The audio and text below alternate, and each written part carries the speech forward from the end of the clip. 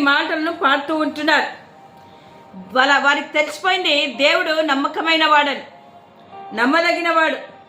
ఎన్ని సమస్యలు వచ్చినా, ఎన్ని బాధలు వచ్చినా, ఎన్ని కష్టాలు వచ్చినా, ఎన్ని వేదనలు వచ్చినా, ఎంత దుఃఖమున్నా, ఏమున్నా కూడా ఆయనను ప్రేమించేవారు, వీటన్నిటిలో కూడా దేవునిని ప్రేమించేవారు ఎవరైతే ఉన్నారో దేవుడు వారి పట్ల కార్యాలను చేస్తాడు.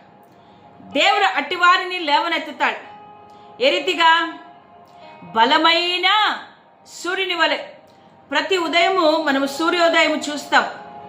సూర్యుడు ఏ రీతిగా ఉన్నాడు? వెలుగుమయంగా ఉన్నాడు. చీకటిని పారద్రోలుతాడు, వెలుగునిస్తాడు.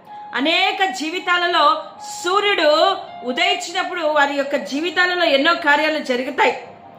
ప్రతిరోజు ఆ ఉదయం ద్వారా మనం ఏం